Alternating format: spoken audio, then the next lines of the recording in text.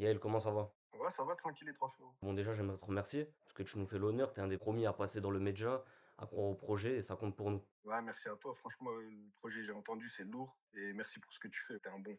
Merci, frérot. Dans un Ouais. premier temps, est-ce que tu peux te présenter pour les gens qui ne te connaissent pas? Alors, moi, c'est Yael Ribogo.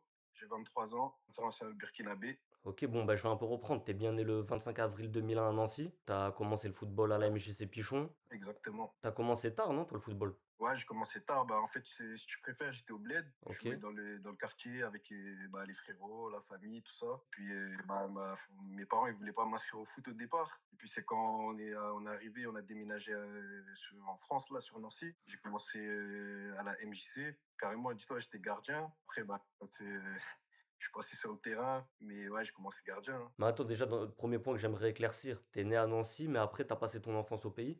Ouais, c'est ça. En fait, j'étais au bled. Ma mère, elle est venue accoucher ici. On est reparti direct dans la foulée, hein. Je suis resté 8 ans là-bas. Et tu retiens quoi un peu de, du coup, cette petite enfance au pays? Là-bas, tu joues sur des terrains, c'est des terrains rouges, des cailloux. C'est difficile, hein. Mais tu connais, c'est là-bas que t'apprends le plus. Et du coup, t'as dit que t'as commencé gardien. Ouais, je commençais gardien, hein. Et dans le champ, t'as commencé directement défenseur central ou t'as joué 6, tu Non, jouais quel poste? carrément, ils m'ont mis devant. En fait, j'avais une bonne frappe de balle. Tu connais, ils ont vu sur 6 mètres et j'envoyais loin. Ils m'ont mis devant. Je commençais à marquer plein de buts. Et direct, Nancy, ils m'ont appelé. C'est quoi? C'est un éducateur de l'MJC Pichon qui dit que t'es trop fort pour les gars avec qui tu joues, du coup tu vas là-bas? Ouais, bah en fait, c'est l'éducateur de la MCPtion, il connaissait le directeur de la préformation à Nancy. Du coup, il a dit que bah, j'avais un bon profil. Il m'a envoyé là-bas pour faire des séances d'entraînement. Et puis, bah, le directeur, il a validé direct. Et puis, il m'a demandé de signer l'année d'après. Et du coup, c'est à quel âge que t'arrives là à ce moment-là? 11 ans. Du coup, est-ce que très jeune, du coup, tu te dis, bon, il y a peut-être moyen de faire quelque chose parce que tu vois le monde professionnel proche de toi? Je te mens pas, dès que je suis arrivé à Nancy, j'ai vu que c'était un autre niveau. Les installations à la forêt de Haye, t'arrives, t'as 3 terrains synthétiques, t'as 4 terrains en air, t'as le centre de formation derrière, tu vois les pros s'entraîner. Franchement, de base, non, je me voyais pas aller très loin, tu vois. Je me suis dit surtout, bah, je suis dans un club professionnel, pourquoi pas me donner les moyens et si je peux après atterrir avec les professionnels que je voyais, pourquoi pas. Il y avait une grosse génération, vous, quand vous étiez petit, déjà à Nancy? Bah, c'est une des meilleures générations qu'on a eues à Nancy. Très tôt, t'es déjà repéré parce que tu fais les tests pour le pôle espoir, grand test, et du coup, t'es Ouais, pris. ouais, c'est ça. J'ai fait des tests pour l'espoir. Il y a eu plusieurs tours. Franchement, ça a été dur parce qu'il y avait plein de monde de base. Je me suis dit, ouah, ça va être galère. Puis au final, plus les tours ils passaient, plus je voyais mon nom. Arrive à la dernière étape, je me suis dit, ouais, je peux pas boycotter ça comme ça.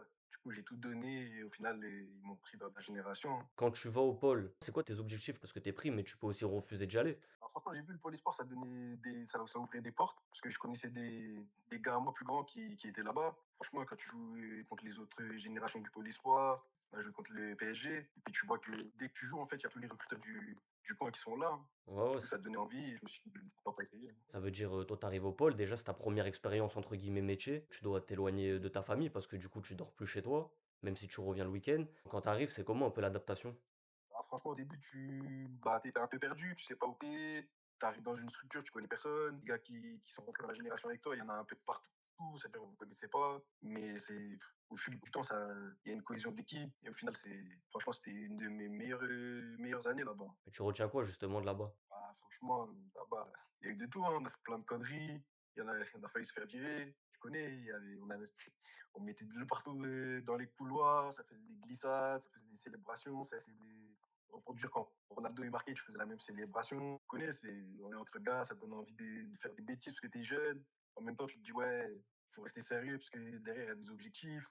Du coup, voilà, Et toi, ça te dérange pas, du coup, de passer la semaine loin de ta famille? Parce que ça bouleverse un peu ton quotidien.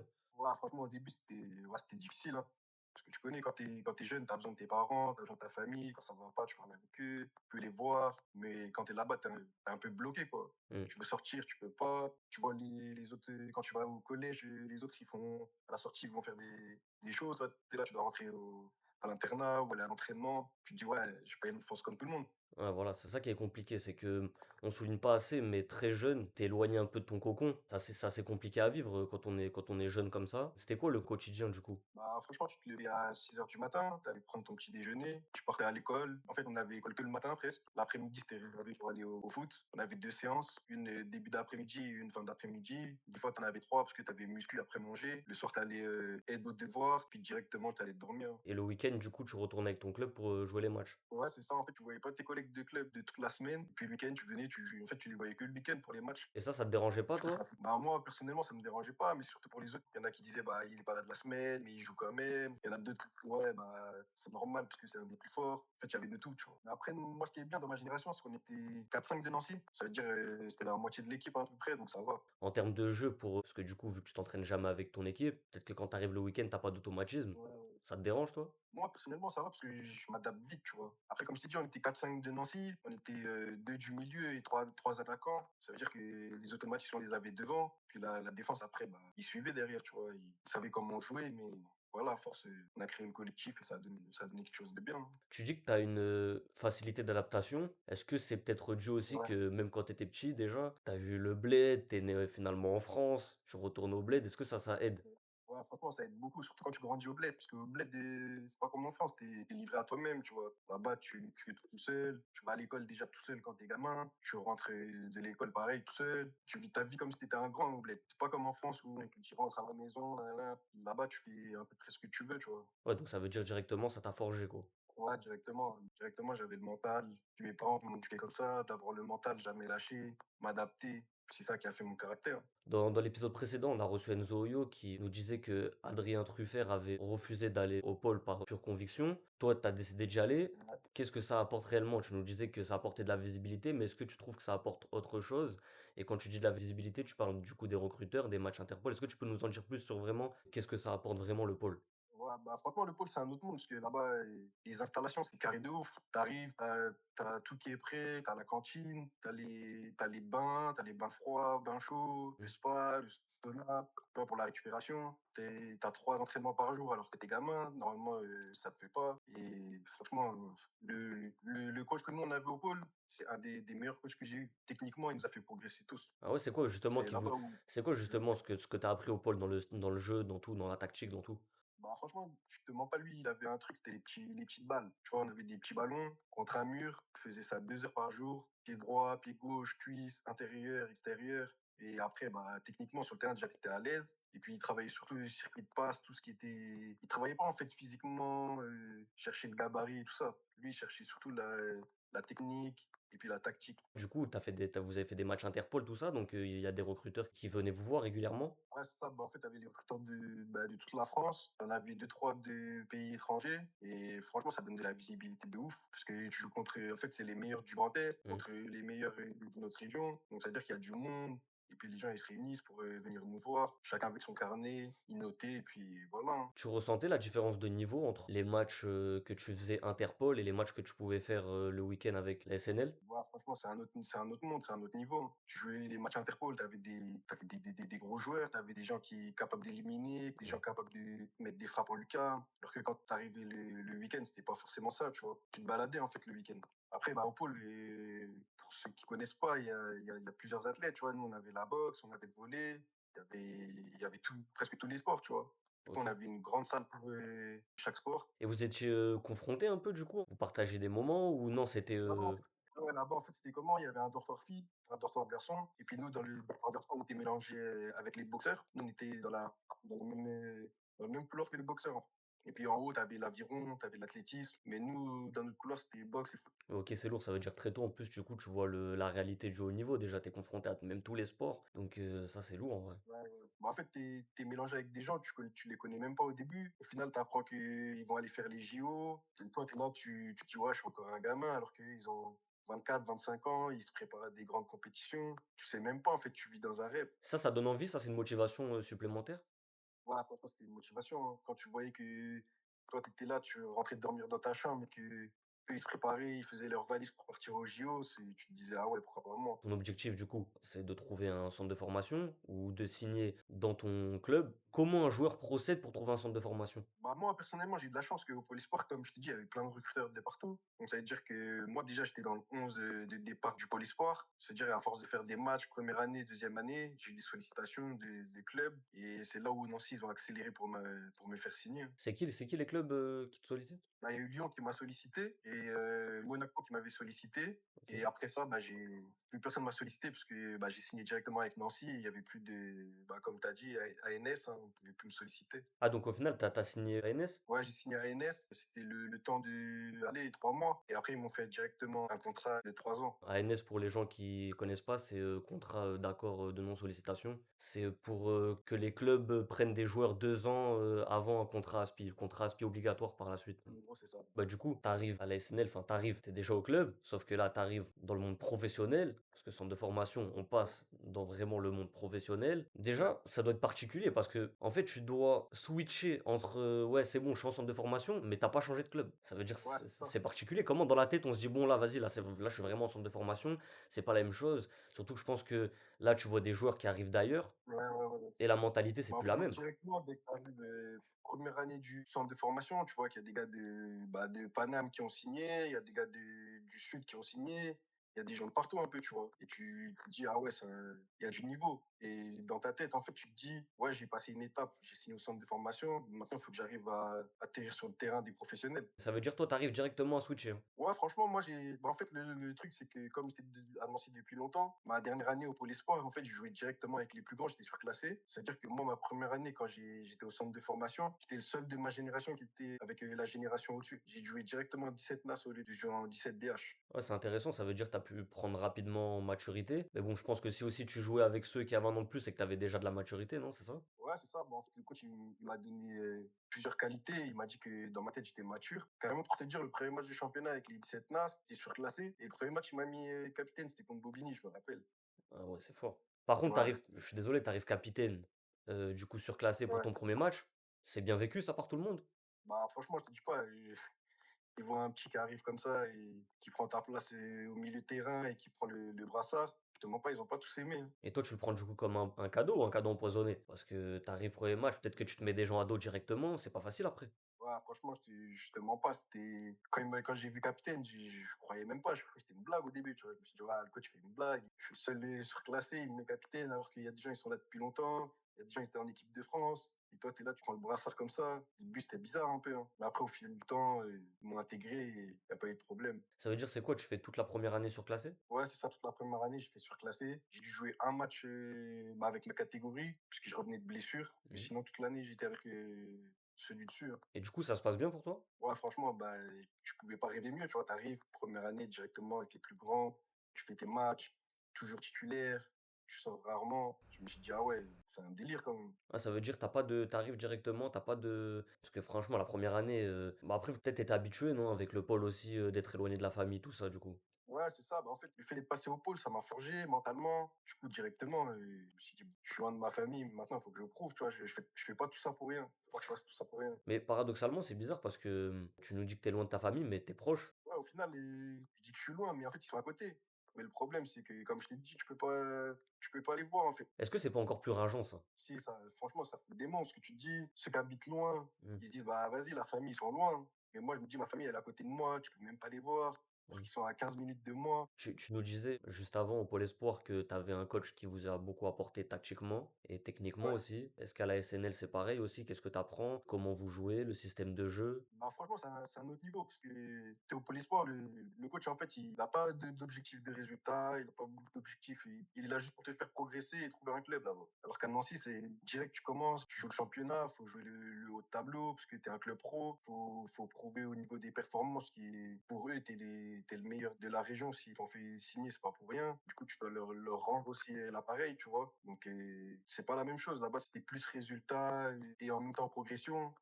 Mais voilà, tu vois. Quand je parlais de, le coach qui t'avait appris, c'est que tu nous parlais vraiment sur le terrain. Mais là, du coup, tu es en train de nous dire que les résultats primaient sur, le jeu? Franchement, à Nancy, ouais, ils visaient toujours le top 3, tu vois. Si OK. t'avais pas des résultats, si ça n'allait pas, t'avais des sanctions, tu vois. tu perdais un match alors qu'il était à ta portée, bah, tu avais des. Je me rappelle, on faisait des montées de talus, parce que là-bas, à Nancy, il y avait une forêt. Dès qu'il n'y avait pas un résultat qui allait, tu t'allais dans le talus et tu faisais ça pendant 30 minutes pour t'épuiser, pour te montrer que voilà, eux, ils ont des exigences, ils nous ont pris nous, c'est pas pour rien, tu vois. Donc justement aussi, est-ce que c'est là aussi que ça tu passes un cap dans ta formation, c'est aussi physiquement? Ouais, franchement, bah, en fait, comme je t'ai dit, le pôle espoir, ça m'a plus apporté tactiquement et le centre de formation, c'est physiquement. OK. Parce que tu arrivais à Nancy, tu courais beaucoup, il y avait une grosse prépa, tu faisais de la muscu presque tous les jours, tu avais des poids adaptés en fonction de ta morphologie. Et au final, c'était pour muscler ton corps. Parce que eux, pour eux, c'était un mode de passage. Tu passais de ado à commencer à être adulte, tu vois. Et les infrastructures de la SNL du coup? Ouais, franchement, bah, c'est comme je t'ai dit, il y a 3 terrains synthétiques, 4 terrains en herbe. Tu avais une salle couverte pour l'hiver quand il y avait de la neige. C'est-à-dire que tout le monde pouvait s'entraîner, il n'y avait pas d'arrêt. Tu avais une salle de muscu. Mmh. Pareil, tu avais des bains. T'es équipé, il y avait un médecin sur place, un kiné, Mmh. avant chaque entraînement. Franchement, c'était lourd. Ouais, vous étiez, vraiment mis dans les meilleures conditions pour performer. Ouais, c'est ça. Il n'y avait pas d'excuse. Tu pouvais pas dire, ouais, il y a un petit truc qui va pas. Tu avais tout sur place. C'était un club comment un peu Nancy? C'était un club familial ou un peu plus froid? Non, c'est un club familial de ouf. Je te mens pas, c'était un club familial de ouf. Du coup, tu nous as beaucoup parlé de ta première année, comme quoi ça s'est bien passé pour toi. Est-ce que tu Ouais. peux nous parler un peu de tes années qui suivent? Ouais, bah, du coup, après la deuxième année, quand il monte en U19 NAS, les deuxième année, c'est un autre coach, du coup, lui, il me prend pas. Du coup, bah, je reste en U17 NAS. Après, ça va, parce que j'avais fait déjà un an là-bas, donc j'avais de l'expérience dans le championnat là. Et du coup, bah, je suis resté avec ma catégorie sur la deuxième année. Et ensuite, bah, la troisième année, équipe. Mais attends, on va rester un peu sur cette deuxième année. Parce que c'est Ouais, intéressant, parce que tu nous dis que du coup la première année t'es surclassé, mais la deuxième année tu dois retourner avec les gars de ta génération. Toi, comment tu le vois? Comment tu le vis? bah, franchement, j'ai eu un peu de déception au début, parce que je me suis dit, je vais suivre le groupe de la deuxième année. Mais au final, je me suis dit, bah, je reste avec ma catégorie, quoi. Et puis, je connaissais le coach, puisque c'était le même coach qui est resté, ça changeait pas. Et puis, bah, les gars avec qui j'ai joué la deuxième année, c'est mes gars à moi, en fait, c'était ma génération. C'était les gars avec qui j'étais tous les jours au dortoir, tous les jours avec qui j'étais à l'école. Voilà. Il y avait qui un peu dans cette génération-là? Bah là, il y a Christopher Wu, je sais pas si tu connais, qui joue Ouais, à Rennes. Il y a El Ainaoui qui joue à Lens. à Lens, ouais.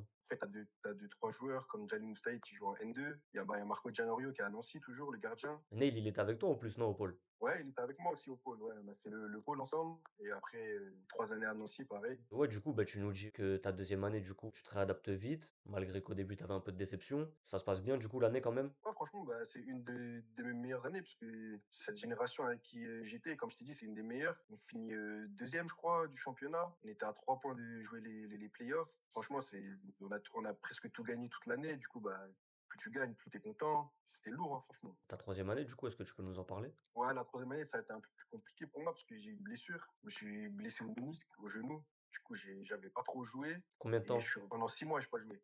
Après ma deuxième partie de saison, j'ai commencé à reprendre physiquement. Comme je t'ai dit, bah, avec les installations qu'il y avait là-bas, ça m'a permis de revenir encore plus vite. Et puis, deuxième partie de saison, je commence à jouer. On joue au 19 NAS. Je m'entraîne quelques fois avec la N3. J'aimerais vraiment qu'on appuie sur le moment de ta blessure, parce que tu nous dis que les 2 premières années, du coup, tu bien. Arrive cette Ouais, blessure, ça arrive toujours dans les moments comme ça, c'est charnière. Comment tu vis le truc? ouais, je te mens pas, j'étais au plus bas. Je pense que c'est un des pires moments de ma carrière. Parce que franchement, j'avais fait 2 superbes années. Le club, il avait de l'espoir en moi. Il voulait déjà parler avec mon agent pour me faire un contrat. Et au final, la troisième année, je me blesse.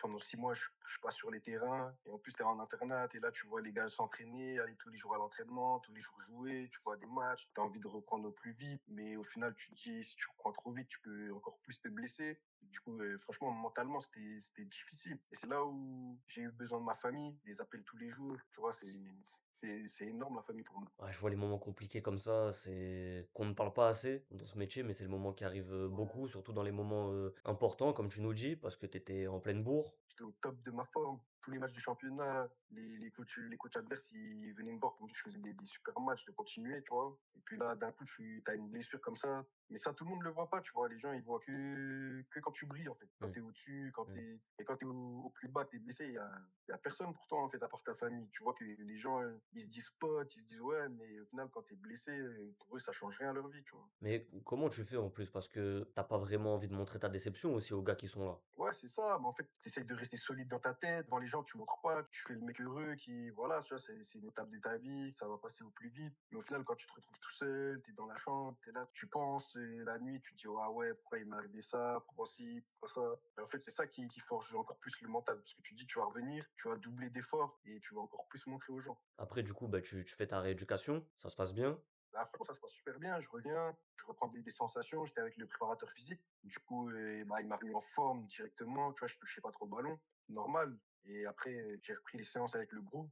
C'est là où j'ai doublé d'efforts. Je suis revenu au top de ma forme. Et voilà, hein, il y a eu plein de choses qui se sont passées après. En parlant du préparateur physique, t'es accompagné par le club? Franchement, le club, il t'accompagne. Tous les jours, ils prennent des nouvelles. Au lieu d'aller à l'entraînement, bah, toi, t'es en soins, t'es avec le kiné, t'es avec les médecins. Ils te parlent, ils essaient de te réconforter. Ils te disent, voilà, au lieu de te dire, ouais, t'en as pour 6 mois, ils vont te dire, bah voilà, il reste que 6 mois. Tu vois, des petits mots qui peuvent te dire, ouais, voilà, lâche pas, ça va revenir vite. Et tu nous disais que du coup, après cette blessure, tu reviens bien, tu Ouais, rejoues avec les gars de ta génération et tu joues même plus haut, tu vas jouer avec la réserve. ça, hein. Au début, je jouais avec les gars de ma génération. Après, le coach de la réserve, bah, il fait appel à moi. Je fais des entraînements avec eux. J'ai fait des apparitions, mais sur le banc avec eux. C'est-à-dire, quand tu joues moins je sais plus si c'était 30 ou 45 minutes, bah, le lendemain, tu pouvais jouer avec ta génération. C'est-à-dire, le samedi, je jouais avec la réserve, peut-être aller 15-20 minutes. Et le lendemain, je repartais avec ma génération. Et c'est là où tu vois que c'est un haut niveau, tu vois. Le Mhm. samedi, peut-être allé en Alsace. Et le lendemain, tu repars, tu vas jouer contre Lyon. Donc, en fait, tout le week-end, t'es pris, quoi. Et toi, ça te dérangeait pas ça? T'as pas eu un moment où tu t'es senti un peu lourd parce que tu faisais beaucoup de choses? Bah, franchement, au début,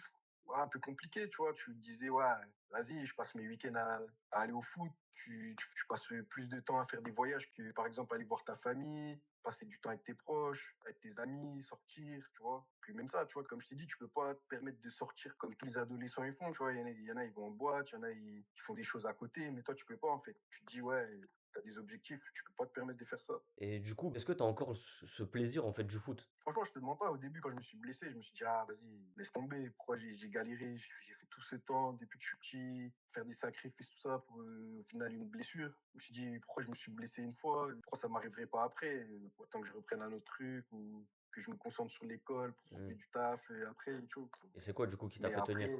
bah, franchement, c'est le fait de revenir directement sur les terrains. Dès que je suis revenu sur les terrains avec mes gars, tu vois, j'ai joué, ça m'a redonné du plaisir. Toucher la balle, jouer ensemble, ça donne des émotions, ça te dit, ah, vas-y, bah lâche pas, hein. Après tes bonnes performances, quand t'es revenu après la blessure pour ta troisième année, t'as la Ouais, sélection, non?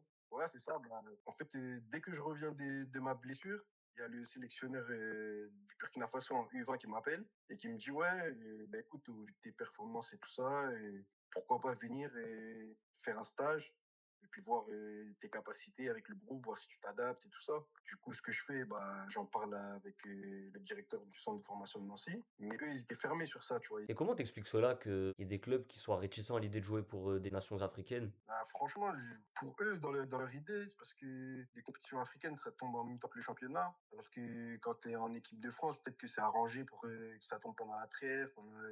Tu vois, les dates, c'est pas la même chose. Et pour eux, c'est juste ça le problème. Ouais, bah, ouais, en plus, c'est vraiment ce qui se passe, tous les 2 ans avec la Coupe d'Afrique, hein, les problèmes qu'on entend, c'est assez compliqué. Mais toi, tu penses qu'on peut aussi comprendre les clubs parce que, d'un côté, les joueurs veulent jouer pour leur pays et doivent jouer pour leur pays. Mais Ouais, les clubs qui se disent, entre guillemets, «patrons», quand ils voient, leurs joueurs, partir, je pense à notamment l'Olympique de Marseille, qui avait, je ne sais combien de joueurs africains avec les Iliman Ndiaye, les Sarr, les Chancel Mbemba, tous les joueurs, qui ont dû partir jouer la CAN, ils se retrouvent avec un effectif, amoindri. Où est la solution, tu penses, toi?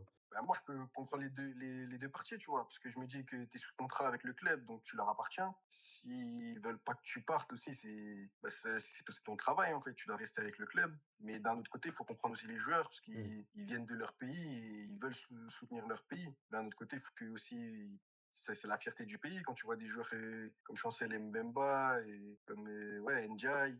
Ismaïla Sarr, qui sont importants aussi pour leur pays. Ah, en vrai, il n'y a pas trop de solution à ça, hein. C'est compliqué. C'est aussi aux joueurs de faire leurs décisions, hein. Des grands garçons, si tu décides d'aller jouer pour ton pays, bah voilà, il y a des conséquences Mmh. dans ton club, il faut les assumer. Et voilà. Du coup, bah, ils m'ont demandé de faire un choix. J'ai dit, bah, moi, j'ai envie de jouer pour mon pays parce que c'est la fierté, tu vois, c'est là où j'ai grandi, c'est ma nationalité, français et burkinabé. Donc voilà, j'ai envie de jouer avec le pays. Mais comment, aussi jeune, tu gères une situation pareille? Bah, je te mens pas, j'avais de l'aide. Comme je t'ai dit, j'avais mes parents qui étaient proches de moi, qui me parlaient beaucoup, qui m'aidaient beaucoup, et surtout, j'avais un agent, tu vois. Du coup, tout ce qui était discussion, je le laissais faire, en fait. Je le laissais parler. Moi, j'étais avec eux dans le bureau, tu vois, je les écoutais parler, mais c'est lui qui gérait tout ce point-là. Et toi, c'était inconcevable de refuser la sélection? Franchement, pour moi, je pouvais pas refuser. Pour moi, c'était une fierté. Et c'est quoi qui te propose réellement? T'es au cœur du projet? C'est quoi qu'on te dit quand on te contacte? Bah, franchement, comme je t'ai dit, il m'a appelé un jour par hasard, tu vois, je savais même pas que c'était lui. C'est un numéro WhatsApp qui m'a appelé et il m'a dit écoute, au vu de tes performances, on a vu les vidéos, on aimerait bien que tu viennes faire un stage, puisque pour nous, tu es un élément clé qu'il nous faudrait pour l'équipe du Burkina, tu vois. Là, t'es à ta troisième année à la SNL, là, on est d'accord? Ouais, c'est la troisième année à SNL. Tu connaissais personne qui était déjà en sélection là-bas? Bah, j'avais deux, trois contacts.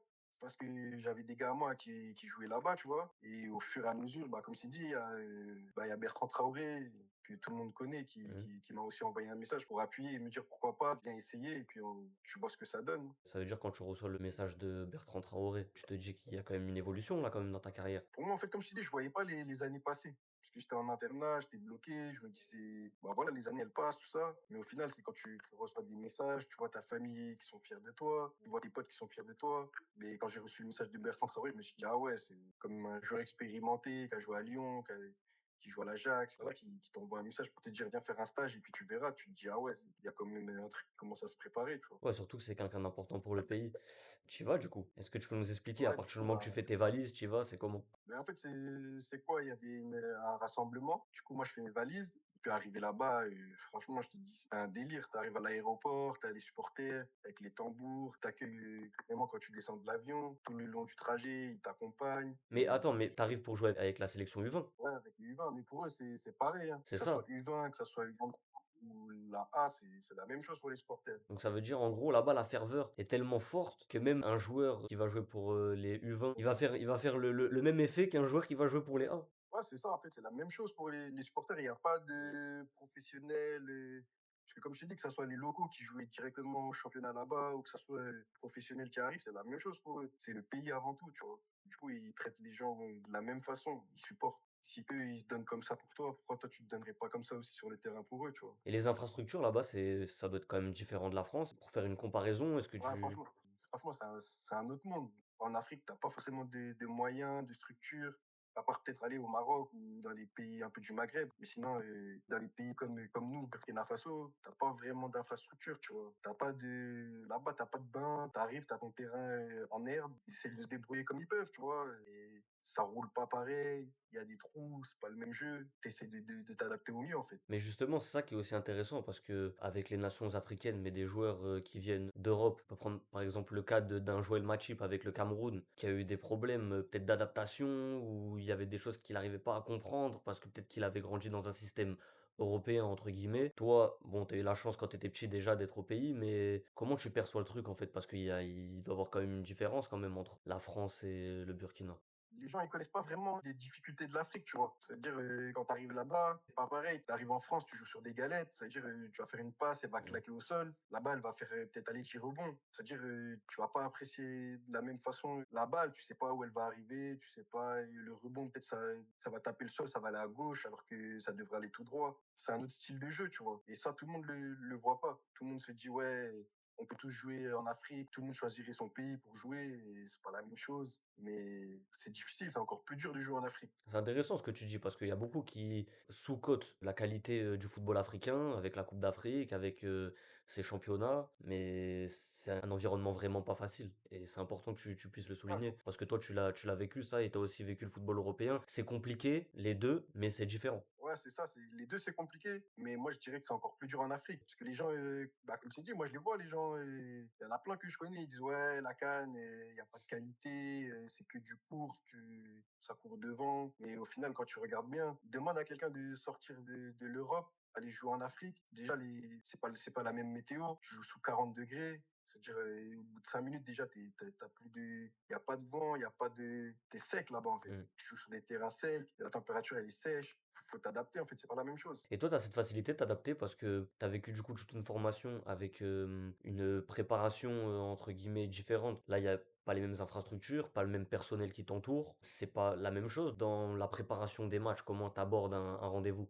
franchement, je te dis, moi, au début, j'ai vraiment galéré, hein. Les 3 premiers jours où j'y étais, déjà juste la chaleur, tu vas faire une course, c'est comme si tu en avais fait, allez, 10 quand tu es en Europe, tu vois? C'est-à-dire, il faut savoir, prendre le climat, s'adapter au style de jeu, savoir où se placer, où se mettre, pas les mêmes joueurs. Il y a une grande différence, tu vois? Quand tu es là-bas, tu penses pas à peut-être, je sais pas si c'est les problèmes, mais ce que tu pourrais avoir à Nancy? Parce que du coup, eux, ils étaient contre l'idée que tu ailles plus jouer pour ton pays. Tu le fais quand même. Tu penses pas, tu es à fond dans ton aventure, tu kiffes? Ouais, franchement, comme je te dis, moi, j'y ai pas du tout pensé. Je suis parti parce que pour moi, c'était une fierté de jouer pour mon pays. Dans ma tête, j'avais mis un peu de côté Nancy le temps du rassemblement, mais je suivais mes gars, tu vois. J'aurais Mmh. demandé comment ça se passait, les matchs. Surtout que c'était un match, si je dis pas de bêtises, c'était Gambardella et on devait jouer contre Nantes le week-end-là. Et au final, ils sont allés et ils ont perdu. Mais voilà, moi, j'étais dans mon rassemblement et je me suis dit, bah, je suis là, je défends les couleurs du pays et je vais le faire à 100%. Et du coup, toi, tu disais que tes premiers matchs, ils étaient compliqués? Ouais, franchement, au début, c'était compliqué. Bah, le coach, en fait, je voulais mettre directement titulaire. Mais moi, je lui ai dit que avec la chaleur, avec tout ce qui allait se passer, j'allais pas être performant. Il me fallait un temps d'adaptation. Parce que quand je suis arrivé, le match, il était 2 jours après. Du coup, je lui ai demandé de me mettre remplaçant. Et puis, il m'a fait rentrer, allez, 25 minutes à la fin du match. J'ai montré mes qualités, j'ai montré ce que je pouvais apporter. On a validé, que ce soit le public, le staff et le président de la Mmh. fédération. Depuis ce jour, bah, le match d'après, ils m'ont mis capitaine. Et voilà, en fait, quand tu vas jouer en Afrique, il faut toujours un temps d'adaptation. Tu peux pas y aller, tu arrives, tu descends de l'avion, tu joues. C'est impossible. Faut que tu aies au moins 2 3 jours d'adaptation. En tout cas, j'ai remarqué à travers ton parcours qu'on te met capitaine rapidement. Tu as un leadership naturel, comment t'expliques cela? Ouais, franchement, bah, pour moi, je suis un leadership naturel. Et je pense que les coachs, ils l'ont vu, que ce soit à Nancy, que ce soit en sélection, directement, ils m'ont donné le brassard, tu vois. Pour faire un saut un peu dans ta carrière, internationale, après tu vas disputer la Coupe d'Afrique qui se passe au Niger. Est-ce que tu peux nous Ouais, c'est ça. expliquer ça? Parce que là, c'est le rêve de tout footballeur, jouer une, compétition internationale entre guillemets. Bah, en fait, au début, comme je t'ai dit, je suis arrivé là-bas, personne ne me connaissait. Au final, on a créé un groupe et franchement, il y avait vraiment de la qualité, hein. Quand je regardais les gens jouer, même ceux qui étaient dans les championnats locaux, c'était vraiment fort, tu vois. Et avant d'arriver à la Coupe d'Afrique, on a fait plein de matchs éliminatoires avant pour se qualifier. Ça n'a pas été simple, hein. Quand tu vas jouer contre le Ghana, contre le Niger, tu vois, des équipes un peu fermées qui jouent pas trop au ballon, qui restent que derrière, tu te dis, ah ouais, c'est compliqué, tu vois. Là, tu tombais contre des hommes, tu tombes pas contre des adolescents. Parce que ça soit à Nancy, dans la formation que j'ai faite, soit j'ai joué toujours contre des U17 ou des U19, mais j'avais pas encore joué contre des seniors, tu vois. Et là, tu commences à jouer contre des vrais seniors. Bah, du coup, est-ce que tu peux vraiment plus nous rentrer dans ta compétition? Ouais, ouais, je vais te raconter un peu. Ben, en fait, on arrive au Niger, on descend de l'avion, on a un bus spécialement pour nous. Pareil, il y a tous les supporters qui avaient fait le déplacement, c'est-à-dire ils nous suivent jusqu'à l'hôtel. Arrivé à l'hôtel, on est dans des chambres de deux, on se prépare bah, comme si on préparait une vraie compétition, quoi. On avait des entraînements le matin, après-midi, on avait des séances mentales, physiques. Puis quand tu vois que c'est la première fois que tu arrives, il y a ton nom dans le dos, tu es préparé dans le vestiaire, tu as allé trois quatre jeux de maillot, et au cas où s'il y a un problème, s'il y a une galère, là tu rentres dans une vraie compétition. Et puis la Coupe d'Afrique, c'est pas comme si c'était n'importe quoi. Tu joues contre Côte d'Ivoire, Sénégal, les meilleurs pays, tu vois, le Maroc, l'Algérie. Et surtout quand tu joues contre des équipes comme ça, tu vois, il y en a plein qui sont déjà pros, qui jouent en Ligue 2, ou tu les vois déjà jouer à la télé, tu vois, et toi tu te dis, pourquoi pas aller directement faire comme eux, quoi, suivre leurs traces. Comment ça se passe Ouais. pour toi à ton retour? Bah, franchement, ça a été difficile le retour parce qu'ils m'ont mis un peu de côté. Ils m'ont dit, ouais, t'es parti, on t'avait dit de pas y aller. Ça veut dire, franchement, c'était un des pires moments de ma carrière. T'es là, tu viens à l'entraînement, t'as beau avoir le niveau, t'es au top de ta forme, tu reviens d'une compétition, tu t'es montré. Et puis en même temps, ça a montré aussi l'image du club, qu'ils formaient des bons joueurs, quoi. Et puis pour eux, bah, pas du tout, ils ont pas apprécié. Du coup, ils m'ont mis un peu de côté.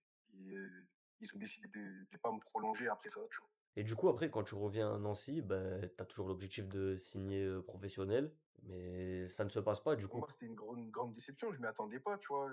Après discussion avec mon agent, pour eux, ils voulaient me faire signer professionnel. Avec toute la formation que j'ai faite, que ce soit surclassé, que je sois capitaine, que je fasse des bonnes performances. Et du jour au lendemain, ils ont discuté avec mon agent, ils ont dit on ne le gardera pas parce que voilà, ils préfèrent les compétitions et nous, ça ne correspond pas à nos attentes. Parce que niveau footballistique, ils n'avaient pas grand-chose à me reprocher parce que j'étais investi, et j'étais à 100%, je loupais quasiment pas de séances. Après, quand j'étais blessé, voilà, ils m'ont clairement dit que c'est parce que j'étais parti faire la compétition qu'ils ne me garderaient pas. Et à ce moment-là, tu nourris des regrets? Bah, franchement, j'ai eu des regrets de pas signer un contrat professionnel. Mais avec ce que j'ai vécu, je me dis, c'est une fois dans toute ma vie, jouer une Coupe d'Afrique, c'est pas donné à tout le monde. Donc, je regrette pas mon choix d'être parti jouer pour la sélection, hein.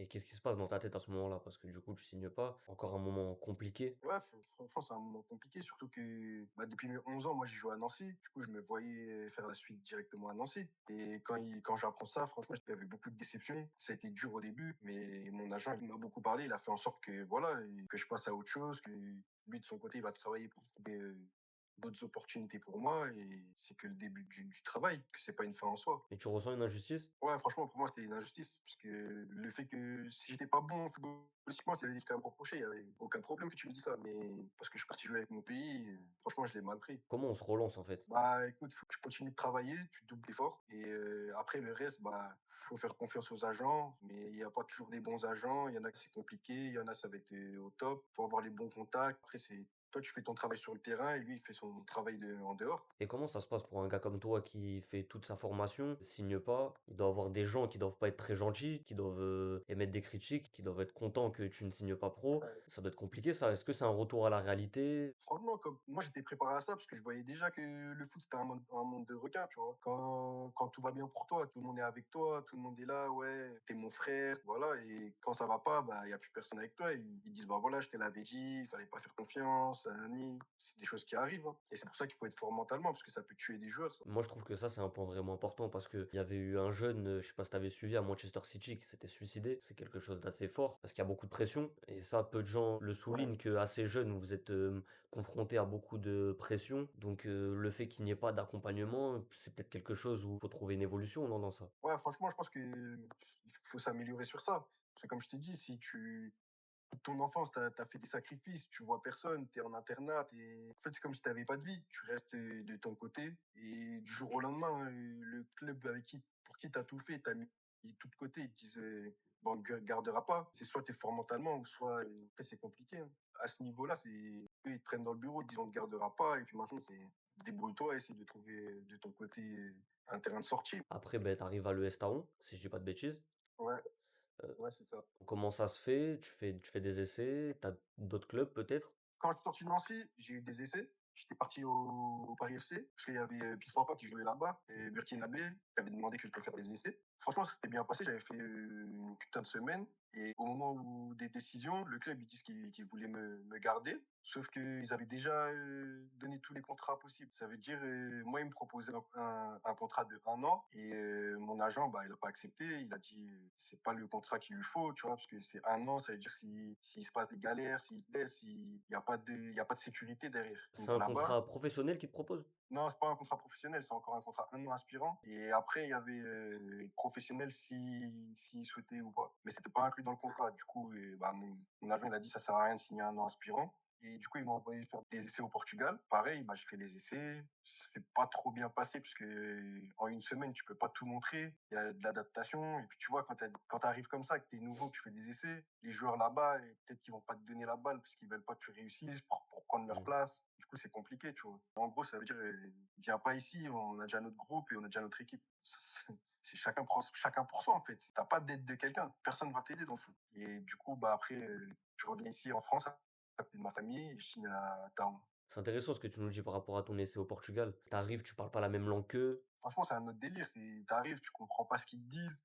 Et les joueurs, ils font exprès de parler entre eux en portugais, comme ça tu comprends pas. Mhm. Et sur le terrain, tu te sens écarté, en fait. Du coup, tu nous dis que t'arrives à l'ES Taon, sur National 3. Ouais, c'est ça, les National 3. Directement, bah, mon ami il me dit d'aller là-bas. Et du coup, bah, j'arrive à l'US Town. Je connais deux, trois gars parce que voilà, c'est un club à côté de chez moi. Et du coup, bah, je fais la préparation avec eux, ça se passe bien. Et voilà, je fais l'année avec eux. Et c'est quoi qu'ils te proposent, eux? Bah, eux, leur projet, c'était voilà, de monter en N2. Parce que ça faisait plusieurs saisons qu'ils jouaient le top 3 et N3. Et pour eux, c'était bah, leur objectif, c'était de monter en N2, hein. T'es dépaysé ou pas? Ou non, quand t'arrives, t'es bien? Non, franchement, je suis bien parce que c'est à côté de chez moi. Et puis là, il y avait plus d'histoire d'internat, il y avait plus d'histoire de. C'est-à-dire, je voyais ma famille tous les jours. J'étais avec mes potos tous les jours. Tu vois, et tu vas en foot avec tes potes, en fait. Tu vois que c'est un autre monde. Tu passes de l'exigence maximum, 3 entraînements par jour à 3 4 entraînements par semaine. C'est de ça dont je veux parler, c'est que depuis que t'es petit, t'as toujours été dans un club professionnel, sans compter les MJC Pichon, mais en tout cas très tôt, t'as été à la SNL. Là, tu passes par la case amateur. Qu'est-ce qui change? Franchement, il y a un monde d'écart. Les exigences, c'est pas les mêmes, tu vois. Tu as des gars qui sont au taf, ça veut dire ils peuvent pas venir à l'entraînement, ça veut dire tous les jours, t'es pas le même nombre à l'entraînement. La même chose, tu vois. Alors qu'à Nancy, c'est 24 à l'entraînement et ça change pas. Tous les jours la même chose, tous les jours le même nombre. Et en amateur, voilà, ça dépend des galères, hein. Ça se passe bien pour toi là-bas? Bah, franchement, au début, c'était un peu compliqué, parce que tu arrives, tu connais, allez, peut-être 3 4 joueurs, mais tout le reste, tu connais pas. Eux, ils se connaissent depuis 5 6 ans. Puis comme c'est un club familial, bah, eux, ils ont déjà vécu plein de choses ensemble, ils font des choses ensemble. Toi, tu arrives, tu essaies de te mettre dans le bain, mais c'est peut-être pas tes trucs habituels, tu vois. Par exemple, je te dis une connerie, eux, après chaque match, ils vont aller boire des bières jusqu'à 5 6 heures du matin, truc que toi, tu faisais pas. C'est-à-dire, Mmh. quand toi, tu rentres du match, tu es le seul à rentrer chez toi et eux, ils sont tous ensemble. Il faut s'adapter, tu vois. Ouais, et même au niveau, bah, du niveau justement, est-ce que vraiment tu peux montrer la totalité de tes qualités avec des gens peut-être qui vont avoir un niveau inférieur au tien, en toute humilité? Ouais, donc, ouais, bah, au début, c'est un peu compliqué parce que peut-être que tu vas pas avoir la balle comme tu le souhaites, tu vois. Ils vont peut-être te mettre une balle à 3 4 mètres de toi alors que toi, tu l'avais dans les pieds. C'est pas comme si tu jouais tous les jours avec la même génération avec qui t'étais. Du coup, au début, c'est un peu compliqué, tu vois. Eux, ils se connaissent depuis longtemps, ils savent le style de jeu de l'équipe, puisque ça fait 5 6 ans qu'ils sont ensemble, et comment jouer les contres, et si on garde la balle en possession, quel bloc jouer. Mais t'arrives quand même à t'imposer? Ouais, je me suis imposé là-bas. Et j'ai joué. Bah, au début, j'ai pas trop joué parce qu'il mettait toujours la même équipe qu'il avait depuis le début. Et ensuite, à force de montrer à l'entraînement et puis à chaque match de rentrée, j'ai fait ma place. Là-bas, vous faites une grosse campagne de Coupe de France, vous arrivez en 32e. Ouais, C'est quoi un peu tes souvenirs? Est-ce que tu peux nous raconter? ah, franchement, c'est un truc de fou la Coupe de France. Je connaissais pas encore parce que c'était ma première année. On avait la Coupe Gambardella qui était à peu près, on va dire, l'équivalence, mais c'était pas la même chose. Et la Coupe de France, on va dire, troisième, quatrième tour, tu vas jouer contre sans manquer de respect, mais des équipes de district qui ils ont même pas un bon terrain, il y a même pas de poteau de corner. Quand il pleut, c'est-à-dire la balle elle s'arrête. C'est les matchs les plus compliqués ceux-là. Et plus tu passes de tour, tu joues contre des équipes au-dessus. Et puis moi j'ai eu la chance, la première année où je suis arrivé là-bas, on a fait un 32e, on est parti à La Réunion, on a eu une semaine de stage payé par la fédération. C'est-à-dire tout était, franchement c'était un rêve. Mais T'arrives, raconte-nous un peu quand t'arrives sur la Réunion, ça devait être drôle un peu. ouais, c'était particulier parce que tu connais pas, t'arrives, c'est un autre pays, tu connais pas là-bas comment les gens ils procèdent. Ça veut dire, tu vas faire des trucs que les gens ils vont te regarder bizarre parce que tu fais pas d'habitude. C'est comment Et le football franchement, là-bas? bah, en fait, c'est comme si t'arrivais dans un pays africain, en fait. C'est la même chose. Tout le pays est là pour supporter son club. T'as des terrains, ils sont remplis. Et ils sont encore plus remplis que des nationales, on va dire. Parce qu'en fait, le plus haut niveau là-bas, c'est R1. Ça veut dire que pour eux, c'est leur Ligue 1, en fait. T'as beaucoup de joueurs qui sont en fin de carrière, qui viennent jouer là-bas, qui se posent avec leur famille, tu vois. Du coup, ouais, il y a du niveau là-bas. Franchement, c'était compliqué de jouer contre eux. À l'ES Taon, tu fais 1 an Ouais, je fais 1 an. et après tu vas signer ton premier contrat professionnel, non, en Roumanie? Ça, je fais 1 an là-bas. Et puis, bah, comme mon agent, il m'avait dit qu'il allait chercher des trucs, j'ai réussi à me trouver un truc en Roumanie. Au début, j'étais pas trop chaud parce que je me suis dit, Roumanie, je connais pas. Quand t'es en Roumanie, les gens ils se disent, ah ouais, c'est bizarre si tu vas Mmh. jouer là-bas, t'as pas de niveau, et tu sais même pas que la vie là-bas, comment c'est. En plus, il y a eu, je te coupe, excuse-moi, il y a eu des polémiques un peu par rapport aux personnes noires, ou par exemple avec ce qui s'était passé avec l'arbitre. Quand il y a eu Paris contre Başakşehir, c'était un arbitre roumain. Il y avait eu aussi un joueur qui avait expliqué que là-bas dans les stades c'était compliqué. Peut-être que ça rentrait aussi dans ta réflexion, non? Ouais, c'est ça. Bah, j'avais déjà entendu qu'il y avait eu plein de racisme là-bas. Et au final, quand je suis allé, le club où moi j'étais, franchement, il n'y avait pas de racisme. Ils ont tout de suite intégré. En fait, c'était un club familial. Si toi, tu donnes de ta personne pour le club, eux aussi vont t'aider. Et les supporters, c'est pareil, en fait. Par contre, si tu arrives en mode star, ouais, j'ai pas envie de jouer, tu marches sur le terrain, là, c'est sûr que, voilà, tu vois. C'est intéressant ce que tu racontes, parce qu'il y a beaucoup comme ça d'endroits, comme la Corse, l'Italie, qui peuvent être assez stigmatisés. Il y a des joueurs après qui vont vivre des choses et qui vont dire non, c'est pas comme ça. Donc toi, c'est intéressant aujourd'hui que tu puisses donner ton expérience pour qu'on sache vraiment aussi une part de réalité quoi, du pays. Mais du coup, comment t'arrives là-bas concrètement? Bah, mon agent, il avait des contacts un peu là-bas, tu vois. Et du coup, il me dit, bah, j'ai un club pour toi. Ils ont validé ton profil. On y va, on prend le billet d'avion. Et au bout d'une semaine, directement, il me signe mon premier contrat pro. Et du coup, tu sais que tu avais des doutes, c'est quoi qui a fait que finalement oui? Bah, parce que je me suis dit, avec tout ce que j'ai fait quand j'étais petit, les sacrifices etc. Je me suis dit, bah là, c'est l'opportunité de signer un premier contrat professionnel. C'est soit j'y vais ou soit j'attends encore de trouver des clubs, mais pas sûr, tu vois. Du coup, là, j'avais la garantie à 100%. Du coup, je me suis dit, bah, vas-y, fonce, hein. C'est quoi? C'est un accomplissement? C'est une fierté de signer son premier contrat professionnel? Ouais, franchement, c'est un soulagement. Tu te dis, ouais, avec tout ce que j'ai fait, signer un contrat professionnel, c'est l'aboutissement de tous les efforts fournis. Et première fois du coup que tu quittes ta région, sans compter le pays, Ouais. mais du coup là tu changes totalement, c'est vraiment un environnement totalement différent. Comment ça se passe pour toi du coup? Ouais, franchement, là-bas, bah, on va dire que c'est pas différent de l'internat, parce qu'en fait, l'internat, tu es à côté de ta famille, mais tu ne les voyais pas. Donc, du coup, c'est un peu préparé. Juste, tu sais que ta famille, elle est pas à côté. Mentalement, tu sais que, voilà, s'il y a une galère, ils pourront pas venir dans 30 minutes, on va dire. Mais sinon, c'est la même chose que comme si j'étais à l'internat. J'avais mon appartement là-bas, je faisais mes séances d'entraînement, pareil, matin, midi, soir. Je rentrais et je T'es- faisais mon boulot, quoi. Mais t'étais tout seul là-bas du coup? Ouais, du coup, là-bas, j'étais tout seul. Au début, je connaissais personne, mais j'ai eu la chance que dans le club où j'étais, il y avait trois quatre Français. Du coup, voilà, je me suis rapproché d'eux. Quand on allait à l'entraînement, on y allait tous ensemble. Quand on rentrait de l'entraînement, le soir, on faisait des choses ensemble. Tu vois, on faisait des sorties, on allait au bowling, on allait boire un verre ensemble. Ça m'a directement intégré facilement. Ouais, j'ai pas souligné, hein, le club où t'étais c'était au gaz méthane, pardon. C'était pas compliqué la barrière de la langue par rapport à ton coach, par rapport à d'autres joueurs? Bah, franchement, quand tu es sur le terrain, tu vois, tu connais les bases. Tout le monde avait. On va dire que eux, ils faisaient des efforts, les Roumains, parce qu'ils connaissaient aussi des mots français, vu que les Français ils leur avaient appris. Du coup, on va dire gauche, droite, ils avaient les bases. Et puis, quand c'était des choses un peu plus complexes par le coach, bah, ceux qui étaient là depuis longtemps, les Français, ils traduisaient. Et puis, Hmm. du coup, bah, ça facilitait la chose. C'est pas comme si j'étais tout seul à pas parler la langue. T'as connu du coup les infrastructures, tu nous as expliqué un peu comment ça se passait au Burkina Faso, comment ça se passe en Ouais. France. Si tu dois faire un comparatif, où tu placerais la Roumanie? Entre les 2. En France, c'est le top top. L'Afrique, on va dire un peu moins bien, mais la Roumanie, les terrains, ils sont propres. Ça n'empêche pas de jouer. Tu peux produire du jeu. Il n'y a pas de risque de blessure. T'as le staff, pareil, staff médical qui est à côté. C'est-à-dire, si t'as une galère, directement, t'es pris en charge. Il y a l'hôpital qui est à côté. Franchement, il y avait tout. Et c'est un football différent aussi là-bas? C'est quoi?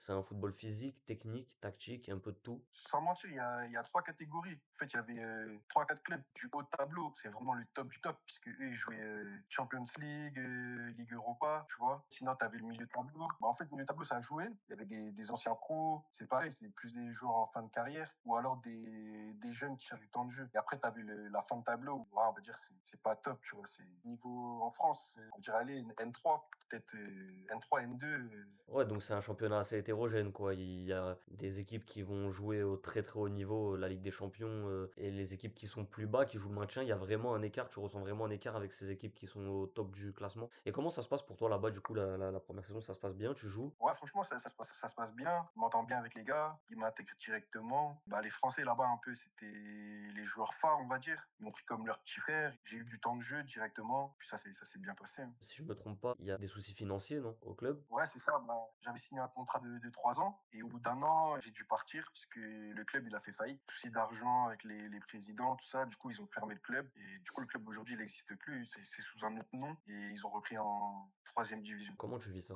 Bah, franchement, c'était une déception de ouf parce que je me suis dit, premier contrat professionnel de 3 ans, je vais faire mes preuves et directement, après, pourquoi pas aller chercher plus haut, chercher un autre club. Et au final, au bout d'un an, tu apprends que le club, il fait faillite. Ça veut dire, vas-y, redébrouille-toi, faut que tu retrouves un club. Et justement, à la période-là, j'avais eu des contacts de clubs. C'était les clubs de Roumanie, mais fin de tableau. Du coup, ça jouait pas vraiment, tu vois, ça subissait beaucoup. Et tu pouvais pas montrer tes qualités dans ce club. Du coup, j'ai décidé de pas signer là-bas. Et dans ta tête, comment tu vis le truc? Parce que tu as déjà eu des coups dur auparavant. Est-ce que dans ta tête, tu remets tout en cause? Tu te dis non, mais là, ça va pas passer? Ou tu gardes quand même la Ouais, mentalité? non, franchement, à ce moment-là, je me suis dit, ah ouais, c'est un délire. J'ai déjà eu une galère parce on me garde pas à Nancy, parce que voilà, j'ai décidé d'aller jouer avec la sélection. Là, je retrouve un club, je me sens bien dans le club, ça se passe bien, de ouf. Et on te dit, ouais, bah voilà, le club il va fermer. Et tu dis, ah ouais, c'est ça le foot, c'est mieux d'arrêter, jouer à côté de chez toi et aller taf, tu vois. Comment tu te relances du coup? Bah, du coup, pareil, hein,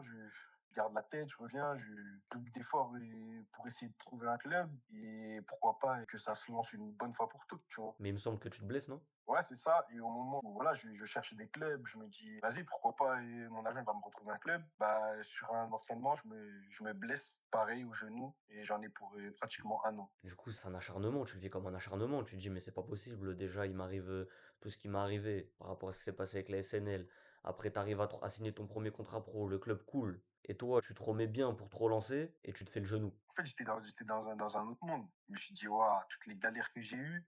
Et là, je me reblesse. Je te mens pas, dans ma tête, je me suis dit, vas-y, j'arrête le foot, tu vois. Avec tout ce qu'il y a eu, plus là, je me reblesse. Surtout que c'était pas une petite blessure, c'était pour un an. Je me suis dit, ah, vas-y, ça sert à rien. Tant que je trouve du taf à côté, je fasse ma vie, j'essaye de construire ma vie, tu vois. Et si le foot, ça revient, ça revient. Comment tu te blesses? Sur un entraînement, j'arrive et je fais un appui. Et puis, je sens que le genou, il a tourné. Du coup, je m'arrête direct et le lendemain, j'arrive plus à marcher. Je vais faire les tests médicaux et puis on m'annonce que c'est les croisés. Et du coup, c'est quoi le quotidien d'un joueur, blessé? T'as pas grand chose à faire, hein. Tu subis un peu. T'attends, tu vas faire les soins et après, une fois que l'opération est finie, bah, c'est beaucoup de rééducation en fait pour que le genou il revienne bien. Et t'as des gens qui t'accompagnent, tu la famille qui t'aide beaucoup, t'as des gens, de l'extérieur aussi ou tu te sens quand même, malgré tout beaucoup seul? Non, franchement, comme je t'ai dit, moi, j'ai ma mère, ma grand-mère et ma sœur, elles sont toujours là pour moi, que ça soit dans les bons moments, dans les mauvais moments. Même dans les bons moments, tu vois, elles vont me dire, ouais, ça, t'as pas bien fait, fais pas ça. C'est la famille, ça va toujours te dire les vérités. Et quand tu reviens de ta blessure, du coup, qu'est-ce qui se passe pour toi? Quand je reviens de ma blessure, j'essaie déjà de me remettre au top de ma forme, parce qu'avec un an sans jouer presque, bah, tu sais pas comment t'appréhendes. Tu te dis, ouais, si je reprends un coup dessus, est-ce que ça va me faire mal? Sur les appuis, tu te dis, tu vas pas pareil, tu vois, si tu vas au duel, tu vas pas mettre le pied de la même façon. Sur les appuis, tu vas pas prendre l'appui de la même façon. Du coup, j'avais 2, 3 mois où, voilà, tu vois, il fallait que le genou, il se remette bien et que je reprenne confiance. Et par la suite, tu vas faire des essais, tu vas chercher des clubs. Comment ça se passe? Tu vas contacter, des Ouais, clubs te c'est contactent. Bah, c'est ça, toujours avec l'intermédiaire de mon agent qui me cherche des trucs. Moi aussi, de mon côté, je cherche des trucs. Tu vois, j'essaie de solliciter les gars que je connais qui sont dans des clubs. Pourquoi pas venir faire un essai? Voilà, je suis toujours à la recherche, hein. Et c'était quoi ton objectif, quand tu reviens de blessure? C'est de retrouver d'abord ton niveau, donc peut-être d'aller dans des clubs, inférieurs ou tu veux directement être prêt pour retourner, le plus haut possible, le plus rapidement possible? Non, moi, dans ma tête, c'était direct. Fallait que moi, je retrouve mon niveau avant toute chose, avant d'aller quelque part, tu vois. Parce que je peux pas me permettre d'arriver dans un club et pas être à 100% et qu'on me dise après, nous, on t'a essayé, t'as pas le niveau. Alors que toi-même, tu sais très bien dans ta tête que t'étais pas à 100%, tu vois. Ouais, mais c'est intelligent parce qu'il y en a qui chercheraient directement à aller dans des clubs plus hauts, mais qui pourraient griller leur carte en fait, parce que les clubs vont dire ouais bon il s'est pas rétabli de sa blessure, il retrouvera pas son niveau, or que des fois c'est juste une question de temps, donc toi tu prends le temps d'aller dans un club inférieur pour te refaire vraiment une bonne santé. Ouais, franchement, bah, comme je dis, moi, c'est parce que j'ai bien été entouré. Parce que moi, dans ma tête, de base, c'était ça. Je voulais directement taper au sommet, tu vois. Et après réflexion avec ma famille, avec, voilà, tu vois, ils m'ont dit, franchement, je te conseille de reprendre ton niveau, remets-toi en forme à 100%. Et petit à petit, tu vas évoluer. Et c'est plus facile d'évoluer que de régresser, tu vois. Parce que si tu arrives dans un club, t'es pas à 100%, tu vas griller tes cartes, tu vois, comme tu as dit. Le coach, il va pas te faire confiance. C'est-à-dire, même si après tu reviens bien, il va dire, ouais, bah, il a toujours mal. Et puis, même les clubs contre qui tu vas jouer, ils vont se dire, ah, c'est mort, le gars, il est plus à son niveau, tu vois. Et après tout ça, du coup, tu retournes dans ton coin à Neuve-Maisons. J'ai cru voir qu'il y avait le préparateur physique à l'époque de la SNL, Nicolas McDoud. Ça a Et joué pour directement, ton arrivée au club. ouais, ça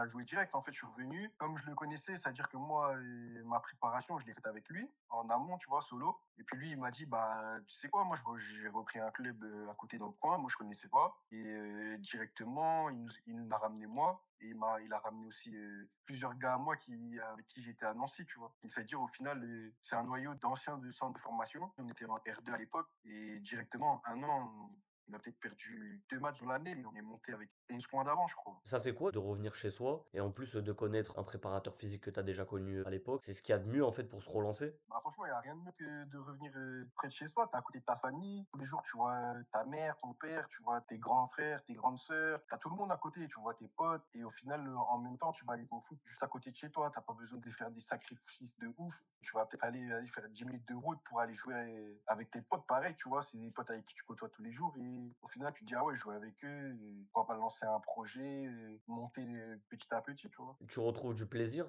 quand tu retournes à Neuve-Maisons? Parce que c'était compliqué quand même tes années précédentes, malgré que tu signé ton premier contrat pro. Très rapidement, il s'est passé des mauvaises, choses. Là, c'est avant tout la compétition que tu veux retrouver ou le plaisir?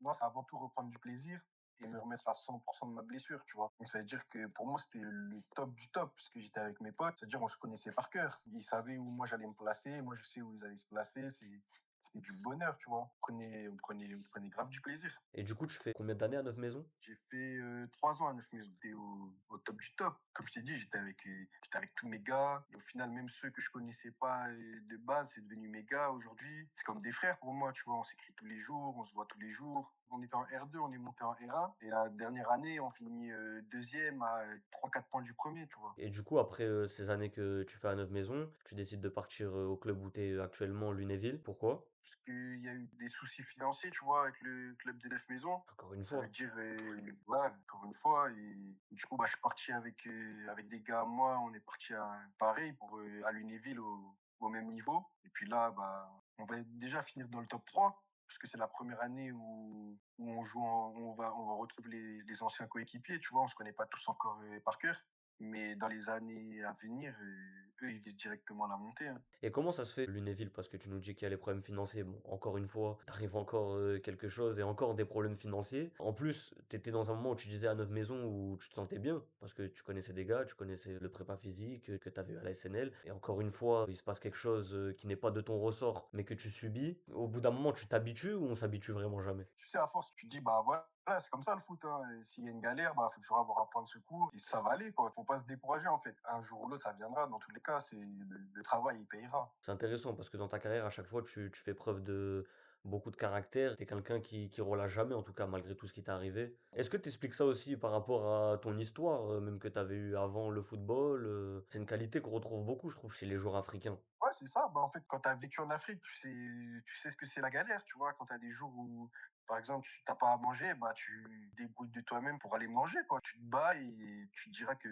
demain, ça sera mieux. Faut surtout pas décourager, sinon, tu rentres dans une spirale négative et tu fais rien de bon dans ta vie. Pour revenir à ta situation, du coup, actuelle, tout se passe bien pour toi avec ton club? Bah, comme je t'ai dit, là, depuis le début de l'année, on a une défaite. Sinon, sur les 10 matchs, on reste invaincu. On n'a pas perdu un match. Et c'est quoi, du coup, aujourd'hui, tes objectifs avec le club et tes objectifs personnels aussi? Bah, déjà, avec le club, pourquoi pas monter en National 3 tant que je fais partie de ce groupe. Et puis évoluer au cours des années pour aller le plus haut possible. Franchement, je me casse pas la tête pour le moment. Je fais mes matchs. Je reprends des sensations au niveau du genou aussi. Je prends plaisir avec mes gars. Et puis maintenant, le jour où on m'appellera pour jouer plus haut, bah, comme je t'ai dit, je vais essayer de gravir les échelons un par un et puis avoir une progression et monter au plus haut possible. Bah, écoute, c'est tout le mal que je te souhaite, hein. Bon, ben, je crois qu'on arrive au bout de cet entretien, hein. Écoute, en tout cas, c'était un plaisir de te recevoir dans le métier. Je te souhaite vraiment de retrouver le haut, que tu puisses atteindre tes objectifs et que par la suite, pourquoi pas, te voir où tu mérites d'être parce que tu as un parcours qui est très compliqué et ça peut aussi donner la force à des jeunes qui veulent parfois lâcher de continuer. Tu es quand même une source d'exemplarité pour beaucoup. Moi, en tout cas, moi, je te dis sincèrement du plus fond de mon cœur, merci pour ce que tu fais, tu vois. Il n'y a pas tout le monde qui vient prendre des nouvelles, il n'y a pas tout le monde qui vient chercher les parcours des joueurs. Donc déjà, c'est top ce que tu fais. Je te souhaite de continuer comme ça et que tu évolues le plus haut possible dans ce que tu fais. Merci beaucoup. Et ouais, comme tu as dit, franchement, pour les jeunes, ce que moi je peux leur dire, c'est de jamais baisser la tête, jamais baisser les bras. Et dans tous les cas, le travail, il payera. Faut jamais lâcher. Justement, c'est quand tu lâches que ça s'éteint d'un coup. Mais si tu continues à travailler, un jour ou l'autre, l'étincelle, elle arrivera. Sur ces beaux conseils, c'est là que s'arrête l'entretien. Merci en tout cas, frérot. Ouais, merci à toi, frère. Ouais, en tout cas, moi, je te dis sincèrement du plus fond de mon cœur, merci pour ce que tu fais, tu vois. Il n'y a pas tout le monde qui vient prendre des nouvelles, il n'y a pas tout le monde qui vient chercher les parcours des joueurs. Donc déjà, c'est top ce que tu fais. Je te souhaite de continuer comme ça et que tu évolues le plus haut possible dans ce que tu fais. Merci beaucoup. Et ouais, comme tu as dit, franchement, pour les jeunes, ce que moi je peux leur dire, c'est de jamais baisser la tête, jamais baisser les bras. Et dans tous les cas, le travail, il payera. Faut jamais lâcher. Justement, c'est quand tu lâches que ça s'éteint d'un coup. Mais si tu continues à travailler, un jour ou l'autre, l'étincelle, elle arrivera.